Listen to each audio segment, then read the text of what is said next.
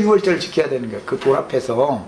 이게 얼마나 놀라운 성경의 비밀인지 다 이제 깨달으셔야 됩니다.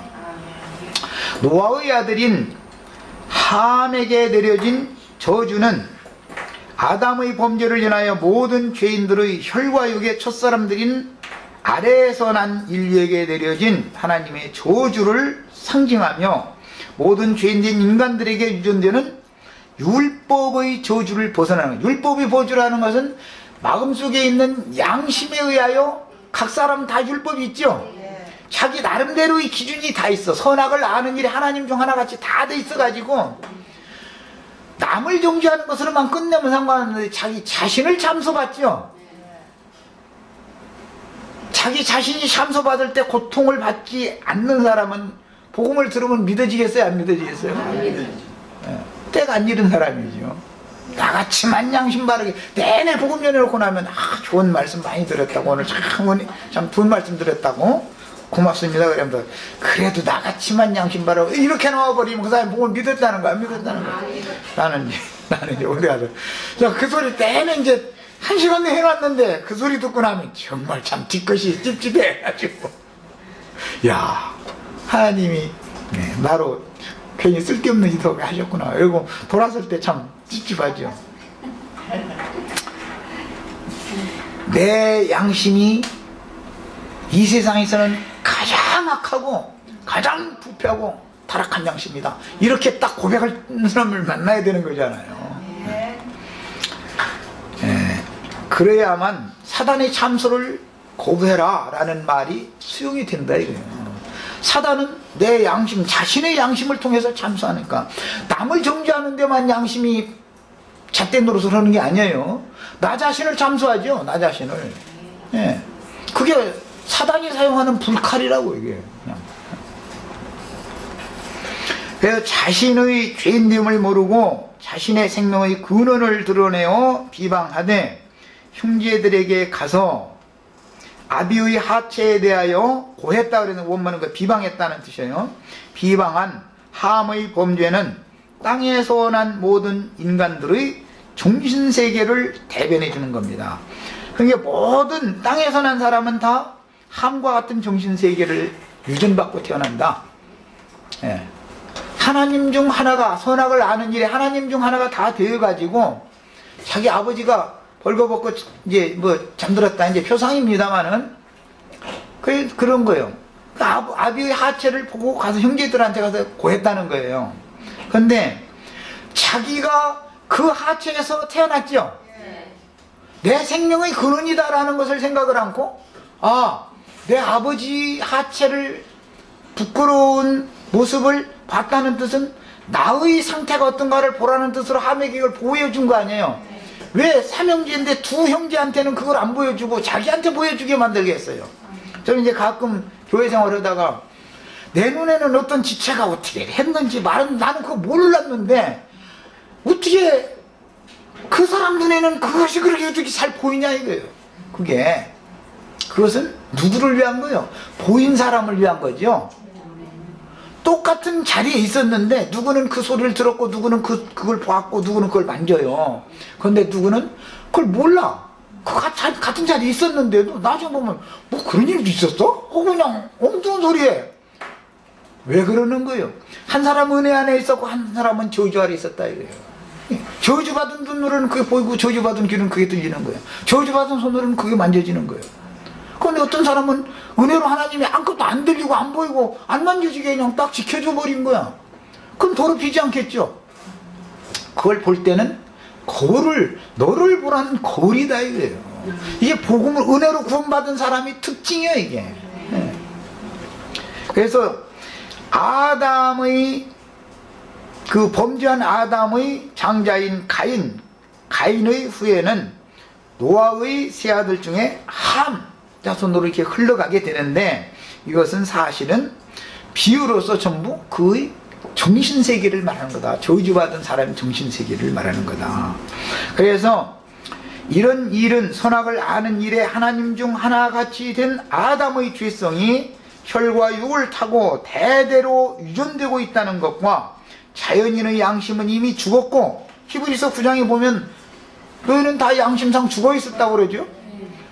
모든 사람 다 죽은 자라는 말이 무슨 말이에요? 오태로부터 태어난 모든 인간은 영이 죽은 상태다라는 말이에요. 양심이, 자기 양심이 정말로 바른 것 같고 바른 잣대인 것 같이 떠들었었지만 하나님 보시기에는 그것은 죽음의 사자인 마귀가 주장하고 있는 불칼일 뿐이지 다 쓸데없는 짓이다 이거예요. 그건 생명력이 없다 이거. 그 속에는 양심을 가지고서 그것이 살아있는 생명을 공급하는 능력이 된다면 마음의 죄를 범할 수 있어요? 없어요? 그 양심이 마음을 제어하고 주장해 주기 때문에 절대 죄를 범하지 않아도 되는 겁니다. 그러나 모든 인간은 남을 비방하는 일을 조금 지나면 내가 하게 돼 있고, 내가 남 앞에서 나를 세우기 위해서 자랑한 어떤 말을 딱 뱉으면은 그게 3일도 안 가. 내가 똑같은 상황에 딱 몰려버려. 그럼 뭐예요?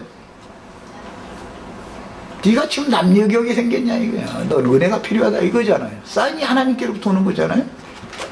그래서 모든 자연인은 양심상 죽었고 그 혼들은 이미 마귀에게 탈취당한 마귀의 소유다 이거예요. 마귀가, 죄가 그 육체 안에서 그 마음을 다스리고 있다 이거예요. 죄가 다스리고 있다 이거예요. 그런데 양심은 죄를 범하게 만든 사단의 유혹에 따라서 죄를 저지르 놓고 나서 죽은 양심에서는 마귀가 불칼로 사용을 하면서 참소를 자꾸 하는 거야. 너 몇 월 며칠 날 몇 시 몇 분에 너 이 생각했지, 이거 만졌지, 이 얘기 듣고 나서 아 그랬어 하고 전화통으로 불나게 해가지고 다른 사람한테 또 가서 퍼뜨리는데 보태가면서 거짓말까지 더해서 이렇게 또 했지. 자매님들은 전화통 오래 잡지 마세요. 오래 하면 반드시 거짓말 섞어 나가요. 전화 1시간씩 하는 데는 반드시 거짓말이 거기에 섞여 있습니다. 뭐 꼭 할 얘기만 딱 하면은 3분이 안 걸려요. 사실은 1시간씩 할 얘기가 뭐 그렇게 많습니까? 날마다. 거기엔 반드시 무언가 섞여 있어요. 아닌 것이. 천연적인 인간들은 영적으로는 죽은 양심의 판단에 따라 선악을 아는 일에 하나님 중 하나가 되어 마음에 새긴 율법의 저주를 짊어지고 한평생을 살다가 죽은 후에는 그 영혼이 반드시 그리스도의 심판대에 서서 진리의 말씀에 따라 자신이 생전에 함부로 내뱉은 말과 육신의 생각대로 생각하고 행한 모든 행위에 대하여 가장 공정한 판단을 받게 마련이다라는 것을 염두에 두고 살아야 되는 거예요. 일생을. 그런데 나도 뭐 가르치기는 하지만 나도 가끔 이게 잊어먹어. 쓸데없는 말 하고 나서 집에 가서서 내일 아침에 생각은 이제 눈 뜨고 기도하다 보면 그때다 생각나. 그때다. 이게 뭐냐. 하나님이 넌 아직 멀었어. 그 얘기 자꾸 매일 사인을 보내주는 거죠. 너 오늘도 입 조심해야 되고, 너 오늘도 말이야. 어디. 쓸데없는데 갈 필요가 없다 이거예요. 내가 가라고 하면 그때나 가고, 그곳에나 가고, 가라고 안 가고 집에 가만히 있어. 막 차라리. 사실 그런 사인을 계속 받는 거예요, 이게. 꼭 그 새벽에 눈 뜨고 그 이불 쪽에서 기도할 때, 무릎 꿇고 기도하냐고 또 그렇게 하면, 어쨌든 난 눈 뜨고 일어나지도 않고 그냥 이제, 기도도 누워서도 하는데, 하나님 보기엔 좀 버리쟁이가 없기는 없죠. 그러면.